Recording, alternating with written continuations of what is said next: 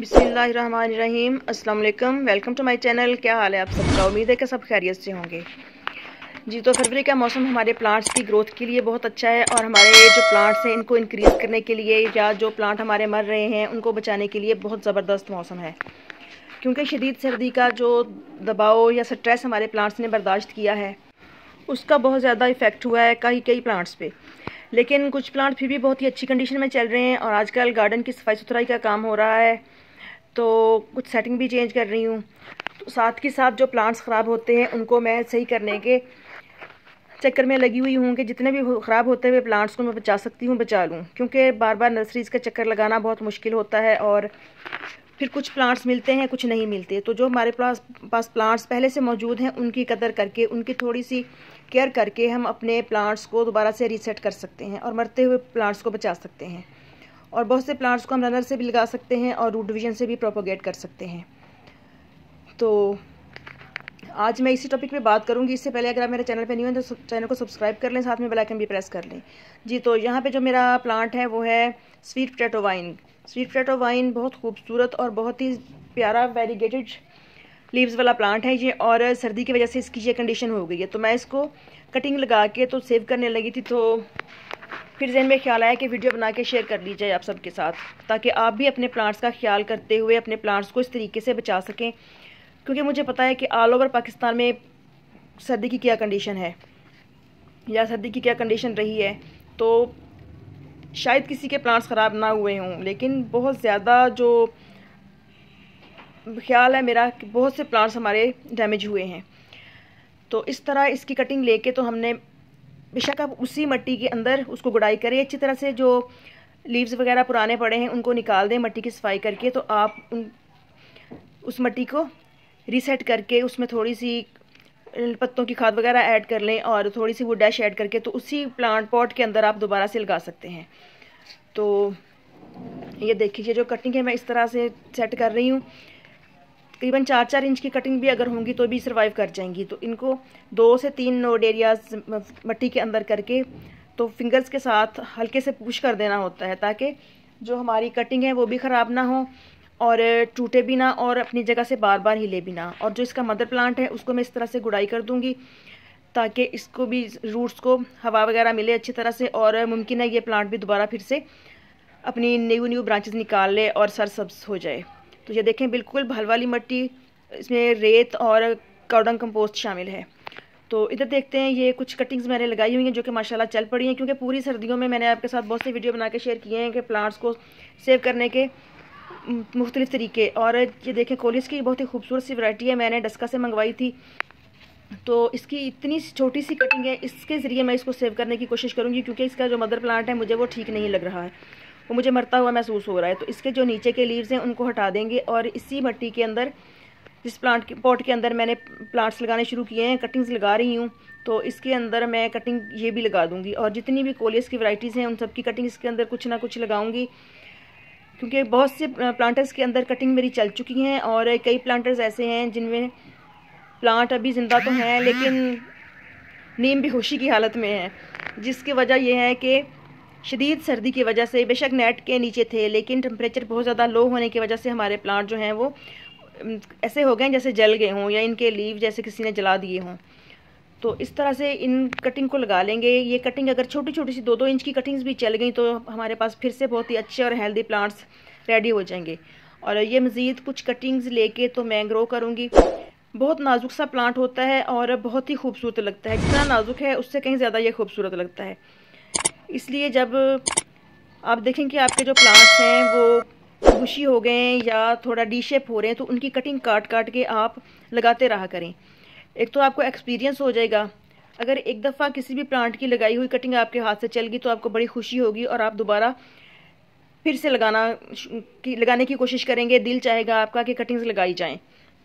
और कोलियस ऐसा प्लांट है कि मेरे ख्याल में कोई बच्चा भी अगर इसकी कटिंग लगा दे तो ज़रूर ग्रो हो जाएगी, बहुत ही आसानी के साथ ये लग जाता है। बस इसका अपने पानी का ध्यान रखना है कि बहुत ज़्यादा इसको पानी नहीं देना। यहाँ है स्वीट पोटैटो वाइन की एक कटिंग, तो इसको भी मैं सीज़र के साथ होल बना के मिट्टी के अंदर, तो इसके नीचे के 2 लीव हटा के तो मिट्टी के अंदर कर रही हूँ ताकि ये प्लांट भी अपनी ग्रोथ स्टार्ट कर लिए। 2 नोड एरिया जो हैं उनको मिट्टी के अंदर आपने ज़रूर करना है, ताकि एक से रूट्स ना बने तो दूसरे से रूट्स बनना शुरू हो जाएं। ये बहुत ही सिंपल सी ट्रिक होती है और ये प्लांट बहुत आसानी से ग्रोथ कर जाते हैं। तो जब आप कटिंग्स वगैरह लगा लें तो देखें, पानी का बहुत ख्याल रखना होता है। नेक्स्ट मैं आपके साथ कटिंग शेयर करूँगी टमाटर प्लांट की, और पहले से जो मैंने कुछ कटिंग्स लगा रखी हैं बिल्कुल सिंपल रेत के अंदर, तो उनकी अपडेट भी आपके साथ शेयर करूंगी कि मुझे किस तरह का रिजल्ट मिल रहा है जो मैंने कटिंग्स लगाई हुई हैं। तो ये देखें, ये टमाटर के जो शक्कर से निकल रहे थे वो मैंने लिए हैं, क्योंकि ये कटिंग टमाटर को हमने वैसे भी नीचे से इसकी स्टेम जो होती है खाली रखना होता है। तो ये शक्कर से लेके तो मैं आपके साथ शेयर करती हूँ कि किस तरह से मैंने रेत में लगाने हैं और किस तरह जो पहले लगाए थे उनकी अपडेट है। इसके बाद अलावा मैं लूँगी नस्टेशियम की एक कटिंग, क्योंकि लास्ट टाइम मैंने नस्टेशियम की कटिंग भी तकरीबन 20-25 दिन पहले लगाई थी और उसकी भी ग्रोथ काफ़ी अच्छी चल रही है। तो आज देखेंगे कि उनकी रूट्स वगैरह निकली हैं या नहीं, या सिर्फ ऊपर से हरे भरे हैं प्लांट्स। तो अपडेट के साथ ये वीडियो है। तो ये सारी की सारी कटिंग लेके तो चलते हैं हम जहाँ पे कटिंग लगाने का और इनको निकाल के देखने का ऑपरेशन थिएटर है, और साथ में लेंगे कुछ डायंथस की कटिंग्स। डायंथस की ये देसी वाली वैरायटी है और जितनी भी ब्रांचेस इसकी नीचे को ढलकी हुई हैं सब की सब मैं उतार लूँगी। और ये देसी वाली मैरून कलर वाली वैरायटी है। और ये देखिए, ये जितनी भी इसकी कटिंग्स हैं, मैंने जो जिन जिन प्लांट्स की कटिंग ली हैं सब की सब नीचे से हमने खाली कर लेनी है, यानी कि नीचे को जो लीव्स हैं उनको उतार देना है और नोड एरियाज जो हैं उनको मिट्टी के अंदर करना है। तो जहाँ से नोड एरिया होता है वहीं से प्लांट्स की रूट्स बनती हैं। तो ये है जी मेरा वो टब जिसके अंदर मैं कटिंग्स लगाती रहती हूँ। तो जो प्लांट टूट जाता है उसकी कटिंग भी इसके अंदर लगा देती हूँ, और जब काम करते हुए प्लांट्स को कट करूँ तो भी वो कटिंग इसी टब में लगा देती हूँ। इसमें बिल्कुल सिंपल रेत है और कुछ भी नहीं है। तो ये टमाटर की कुछ कटिंग्स मैंने लगाई थी। तो ये देखिए इनका रिजल्ट, ये मैंने टमाटर को फर्स्ट टाइम कटिंग के ज़रिए ग्रो करने का एक्सपेरिमेंट किया है। तो माशाल्लाह बहुत ही अच्छा रहा है। ये देखें, दोनों कटिंग्स जो हैं ये अपनी रूट्स बना चुकी हैं। तो इनको अब मैं ट्रांसप्लांट भी कर सकती हूँ, ये इस टाइम पे हैं। तो देखते हैं कि और कटिंग्स जो हैं उनका रिज़ल्ट किस तरह से है। अभी फ़िलहाल मैं रख रही हूँ, तो थोड़ी देर में इनको मैं ट्रांसप्लांट करना भी सिखाऊंगी आपको कि किस तरह हम इन कटिंग्स को ट्रांसप्लांट कर सकते हैं। तो बस आपने इनके पानी का ध्यान रखना होता है कि पानी ना तो बहुत ज़्यादा ड्राई हो जाए कटिंग, और ना ही बहुत ज़्यादा सौगी टाइप हो जाए मिट्टी। सॉरी। ये है नस्टेशियम की कटिंग जो मैंने लगाई थी। तो देखें माशाल्लाह इसकी भी रूट्स कितनी अच्छी आई हैं, और प्लांट ने अपने ऊपर से भी ग्रोथ स्टार्ट की हुई है। ये देखें, न्यू पत्तियां भी आ रही हैं इसके ऊपर। तो 25 दिनों में माशाल्लाह बहुत ही अच्छी तरह से रूटिंग स्टार्ट हो चुकी है जितनी भी मैंने कटिंग्स लगाई थी। और कुछ कोलियस की कटिंग्स भी लगाई थी, उनको फिर मैंने चंद दिन पहले ट्रांसप्लांट कर दिया है। और ये है इधर डायंथस की। तो देखते हैं इसकी क्या कंडीशन है। ये देखिए माशाल्लाह डायंथस ने भी तो बहुत अच्छी अपनी रूट्स बना ली हैं।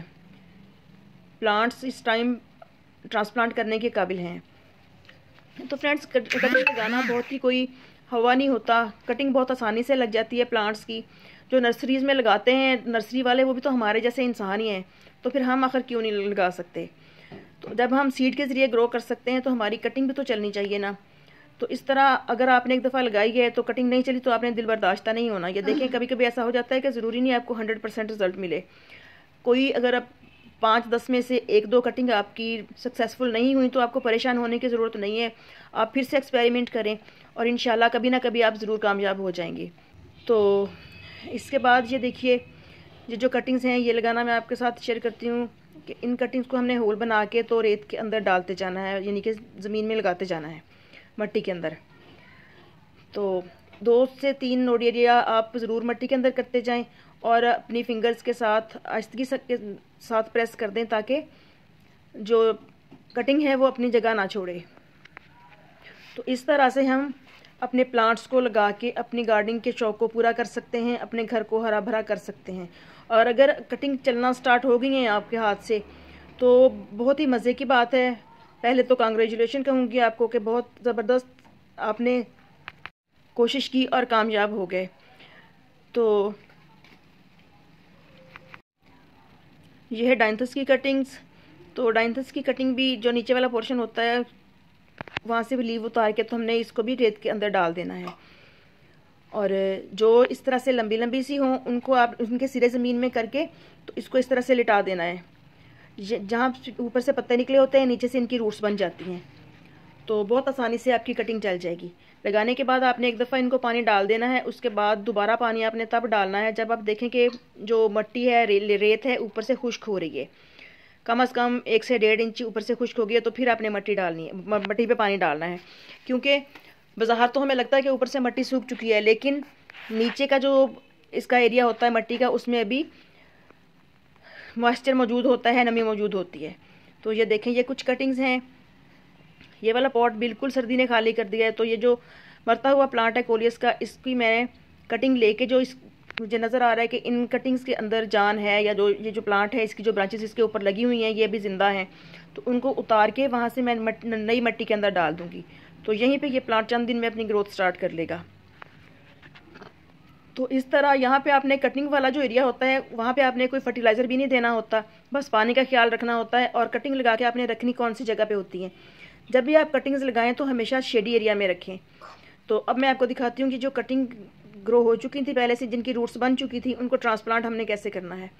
तो ये देखिए, सिंपल भर वाली मट्टी लेके तो मैं होल बना के फिंगर के साथ दोनों जो टमाटर की कटिंग्स थी उनको मैंने ट्रांसप्लांट कर दिया है।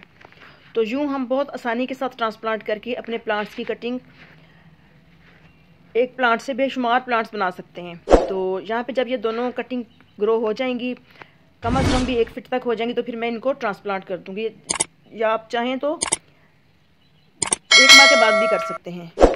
अल्लाह हाफिज़, हैप्पी गार्डनिंग।